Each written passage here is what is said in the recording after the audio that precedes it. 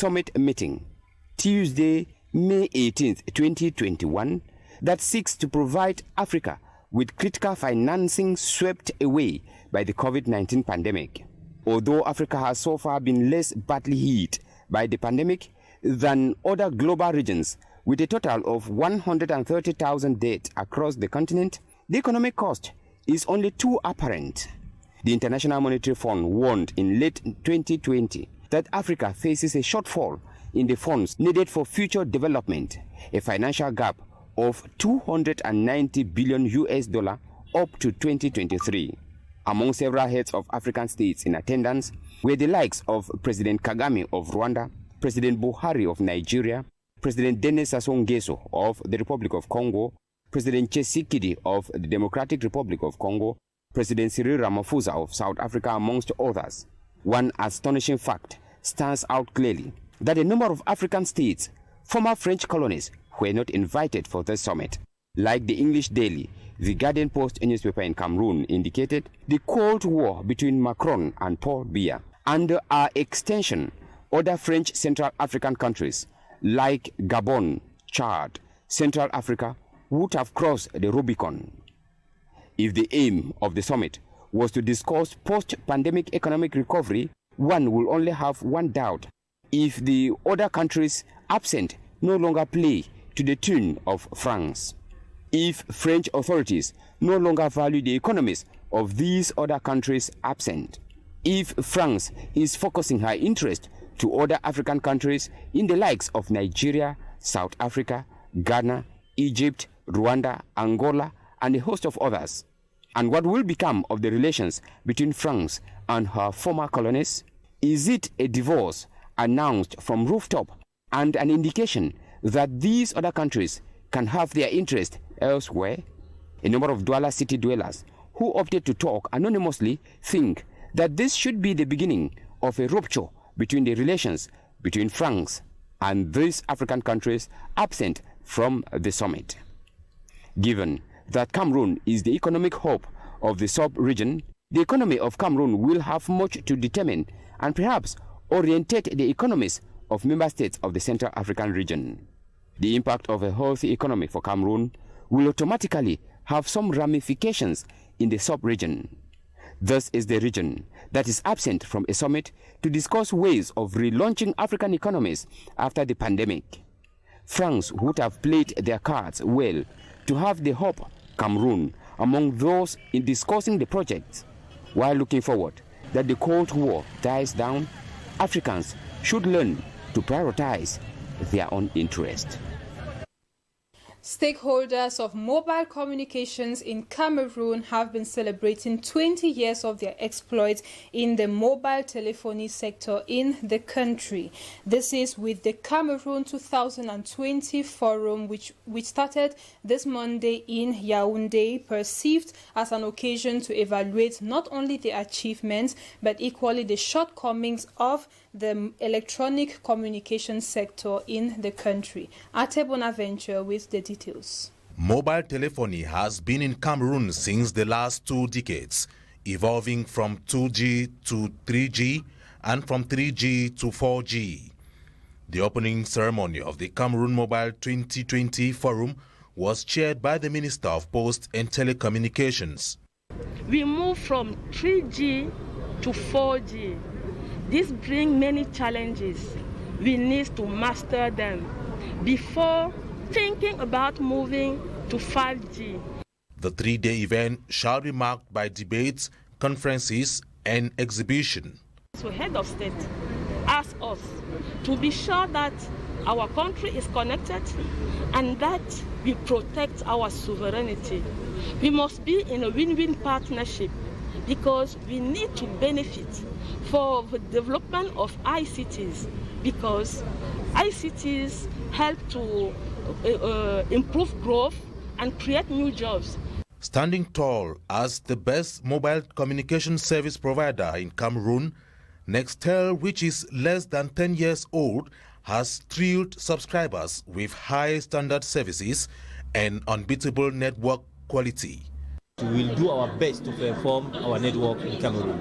And I want to assure that we have been congratulated by the Minister of Post and Telecommunication for what we are doing for our clients to give them the best network coverage.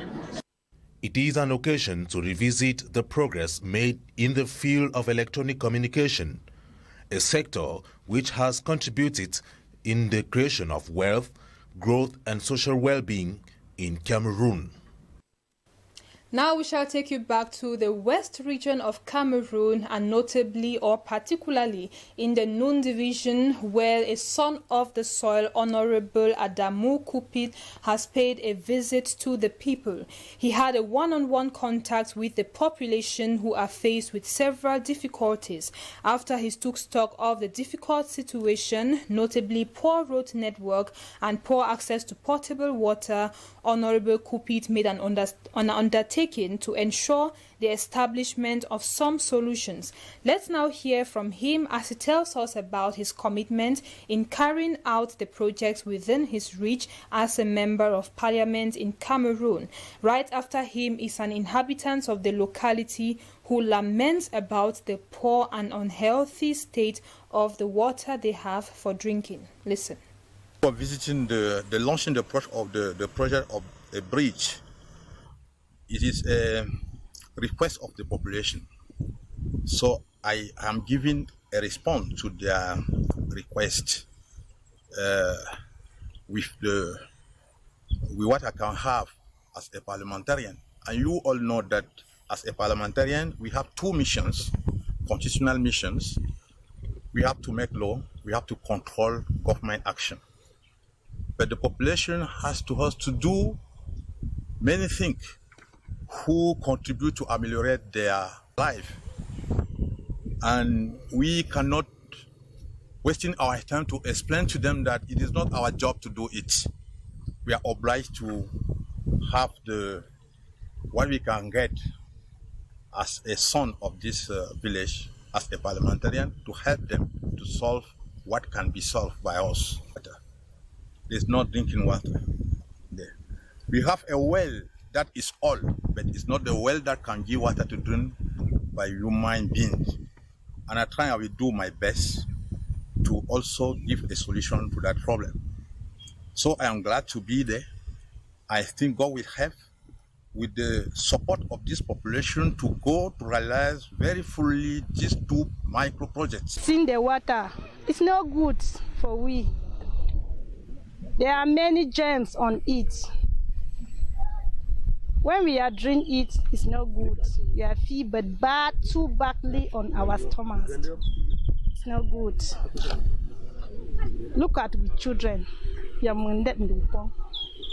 Children is fever, bad, too badly. And carry it. There are many deaths on it.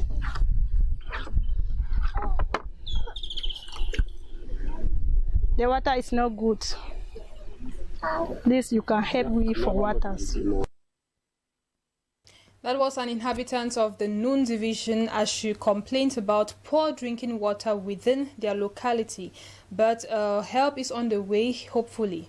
Now we take you to the town of Yaoundé, where the city council has offered a financial grant of some 35 million francs CFA to some 4 Division 1 clubs within the city. The symbolic checks which were handed to the club representatives is considered to be some help to help them meet up with their financial obligations, but equally to boost their performance. Ate Bonaventure completes that story.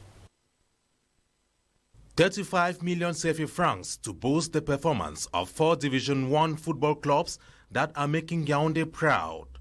The gesture is an initiative of the Yaoundé City Council as part of its sports promotion policy. It's a very good thing for us to receive this financial aids. We hope that this money can help us to attain all our purpose for this season, because we want to rebuild a new image of Canon Sportif of Yaoundé. Canon Sportif and Tonnerre of Yaoundé received 10 million francs each, while Dragon and Yaoundé 2 FC each received 7.5 million CFA francs. We hope it will be for us an important case to go ahead, to be better than we are now. To pay players salaries, to give them to be strong, and to make fine their performance in the field. In gratitude for the grants, the elite football clubs offered club gadgets to the city mayor, Luke Mercy at Tangana. The 4 teams were also urged to avoid unnecessary internal wranglings and work together for collective interest. Now in news out of Cameroon, the corruption trial of former South African President Jacob Zuma opened in the country but has also been postponed by 9 days after the newly appointed defense team raised concerns about the prosecutor. And as you surely heard earlier, a number of African leaders are meeting in France for a summit which is meant to provide Africa with critical financing after this was seized or rather reduced by the COVID-19 pandemic. Let's get more of these stories with Rogea Tububa. A long-delayed corruption trial of Jacob Zuma has opened in South Africa but was postponed almost immediately for 9 days. The trial of Zuma was delayed after his newly appointed defense team raised concerns over the prosecutor and declared it might seek his disqualification of the case. The case has been postponed numerous times as Zuma submitted a string of motions to have the charges dropped.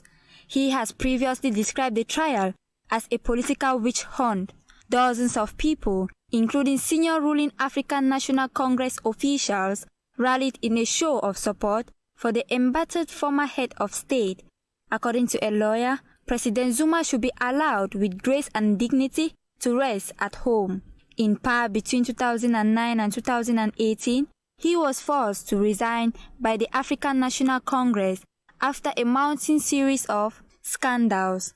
The trial is expected to last from May to June, as declared by the court previously, with more than 200 witnesses lined up for the state. The French President Emmanuel Macron has hosted African leaders and chiefs of global financial institutions for a summit meeting that will seek to provide Africa with critical financing swept away by the COVID-19 pandemic. Among the arrival were several heads of state like President Kagame of Rwanda, Buhari of Nigeria, Denis Sassou Nguesso of the Republic of Congo, among other leaders. The summit comes a day after President Emmanuel Macron announced the cancellation of Sudan's French debt in an effort to support the country's transitional leadership. The International Monetary Fund warned late 2020 that Africa risks falling short of its development. The summit aims to strengthen Africa's economic resolution even as the pandemic takes a toll on the world's economic progress. Several calls for relief of African debt were made in 2020 at the beginning of the pandemic. The African debt is worth $365 billion, which only represents 2% of the global debt. That brings us to the end of tonight's edition of the news on DBS Television with me, Cynthia Ngwemo. Thank you for watching. See you tomorrow, same time, for the same television. Goodbye.